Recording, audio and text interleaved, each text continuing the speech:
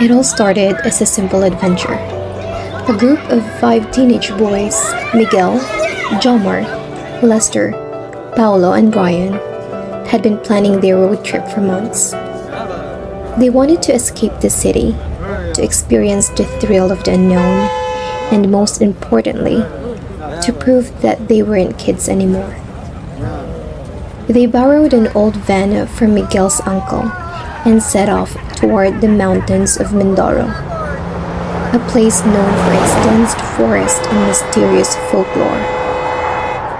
The trip started smoothly, but as the sun began to set, their recklessness got the better of them. "Bro, let's take this shortcut," Jomar suggested, pointing to an old dirt road that veered away from the highway. Miguel's, the designated driver, hesitated.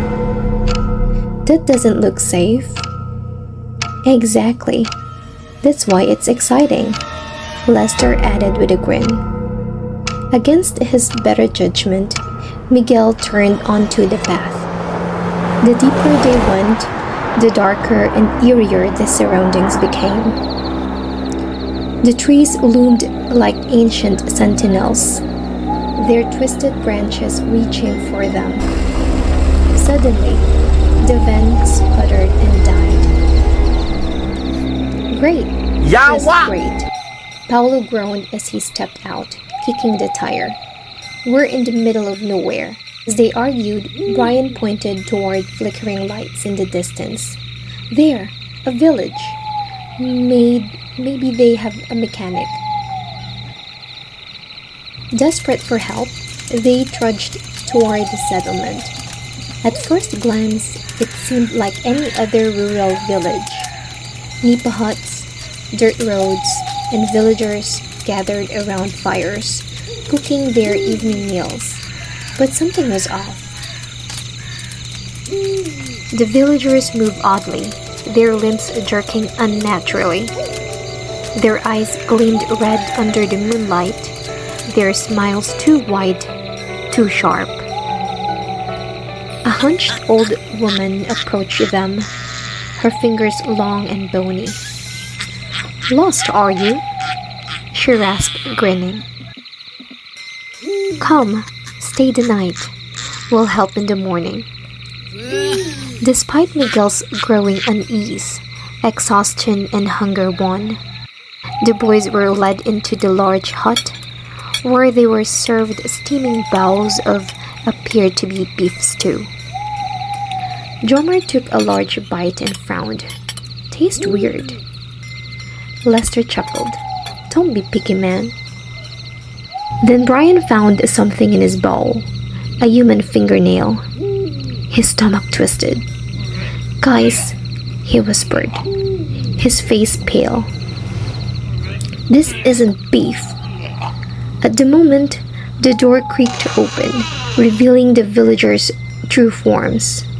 Their skin peeled back, their mouths stretched into grotesque mouths filled with jagged teeth. Their eyes, now fully red, locked into the boys with predatory hunger. The Aswang had revealed themselves. Miguel acted first, overturning the wooden table to block the advancing monsters. "Run!" The boys scrambled out of the hut, sprinting into the darkness. Snarls and screeches followed as the creatures pursued them, their elongated limbs moving at inhuman speed. Paolo wasn't fast enough. A clawed hand grabbed him, yanking him back. He let out a blood-curdling scream before he was silenced. The remaining four ran deeper into the forest, their breath ragged, their bodies battered by branches. They had no weapons, no plan, only the primal instinct to survive. Lester tripped, and before Miguel could pull him up, an Aswang pounced. It tore into his flesh, feasting on his screams. Tears streamed down Miguel's face, but there was no time to grieve. He and the others reached an abandoned hut, barricading themselves inside. Jomar clutched a wooden stake he had found, his hands shaking. "They're toying with us," Brian whispered. "They don't just kill us, they enjoy the hunt." The roof creaked. Clawed hands slithered through gaps of the walls. One Aswang dropped down, landing in front of Jomar.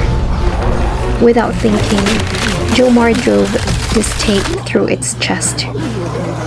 The creature screeched before dissolving into ash.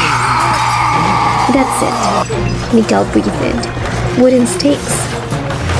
Armed with broken furniture and sharpened sticks, they fought like cornered animals. Miguel impaled another beast through the heart, while Brian swung wildly, slashing at anything that moved. Jomar was bitten, but he rammed his stake into the attacker's skull before collapsing from the wound. The night seemed endless, but just as the first rays of dawn broke, the Aswang retreated, their forms shifting back into their deceptive human disguises. The village returned to eerie silence. Miguel and Brian, the only survivors, limped back to their broken van, their bodies covered in blood and scratches. They drove in silence, never looking back. No one would believe them. No one would know of the friends they had lost in the cursed village. But they knew one thing: some places should never be found. Please like and subscribe for more. Thanks for watching.